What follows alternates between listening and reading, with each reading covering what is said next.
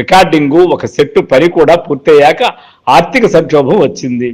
దాని నుంచి బయటపడేందుకు ఆయన ఇస్తా పీపుల్ థియేటర్ ఆఫ్ ఆర్ట్స్ ను పునరుద్ధరించారు.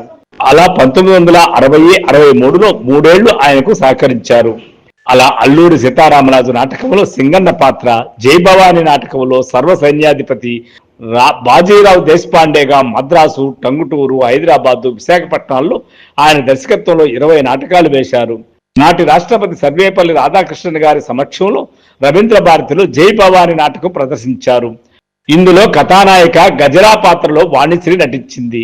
ఆ అమ్మాయి అసలు పేరు రత్నకుమారి. ఈ విధంగా కాకరాల గారు నాటక చరిత్రలో 80 వరకు నాటకాలు ప్రదర్శించారు.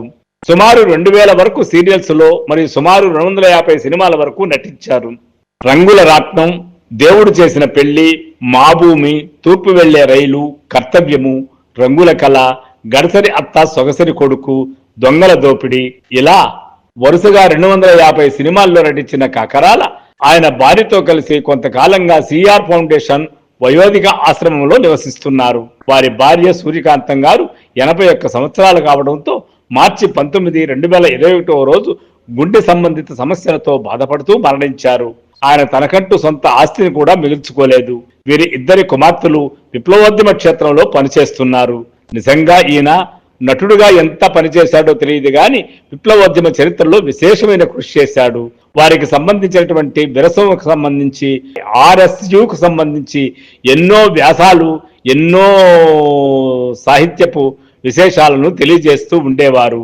నాటకానికి సంబంధించి కూడా ఆయన ఎన్నో పుస్తకాలు రాశారు.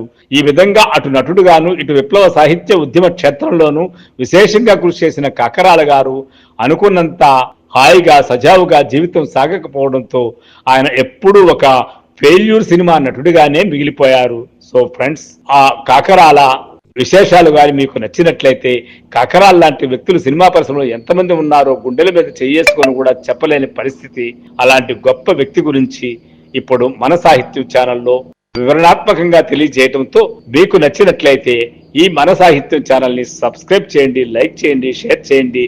Thank you. I am Vishwanath.